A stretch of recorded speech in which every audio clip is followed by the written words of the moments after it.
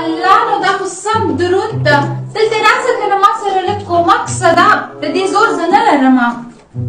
څه خبره ده مینا جان؟ هو دا دومره ډېر سامان؟ دا چېرته روانه یې دومره ډېر سامان سره؟ ولې ستا یاده وته چې ما ته ویلو په دې ویکند کې زه ماما کره ځمه نو ما بس اوس خپل سامان تیار کړی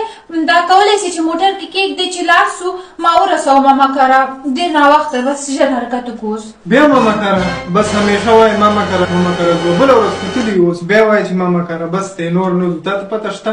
څومره ګراني راغلی ده تیل څومره ګران سوي دي هلته چې ځو نو ډېره زیاته خرچه کېږي بس نور نه ځو دلته کور کې کښېنه او ما خپل کار ته پرېږده چې لږ کار وکړم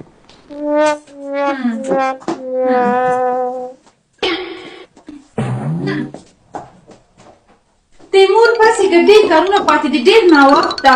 دغه ده ما دلته ځینې شیان نوشته کړي دي 10 کیلو ګوشت غوښه پکار ده 10 کیلو وریجې 10 کیلو میوه ده 10 کیلو بامیه ده ونه پوهېږم نور څه ډېر سامان دي دا ګوشت وغیره هر څه راته راوړه چې بس ډېر وخت کم ده زه ځمه کار لرم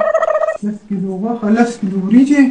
داسې دي دا 10 کیلو غوښه 10 کیلو وریجې دا دومره ډېر شیانو باندې څه کوې دا به څوک خوري ما د رښتیانو ما سوچ وکړ ستا خبره بالکل صحیح ده هر ځلې چې د مونږ هر ویکند کې ماما کره ځو میلمه یو هر هفته هر خبره چې کېږي که اختر یي که میلمستیا یي بس مونږ روان یو هر وخت څومره بد ده که نه ویم په مونږ حق لري نو ما بس دا سوچ وکړ دې هفتې ته به زه خپل ټول فیملي میلمه کړمه نو ما هغوی ته وختي زنګ ووهه چې تاسو ټول راسئ ټول بچیان ماشومان غټان ټول راسئ او وخت دومره کم ده که نه زه لاکسه زرکۍ ډوډۍ راوړه ټول سامان راوړه چې ژر په ښایي زه ما باندې ډېر ناوخته تیاریانې کومه ته لاړ شه نو بس سامان مې چې کوم درته لیکلی لیست کې ځان سره راوړه هغه ښه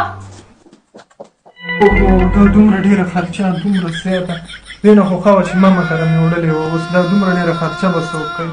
بس دې تباه شولو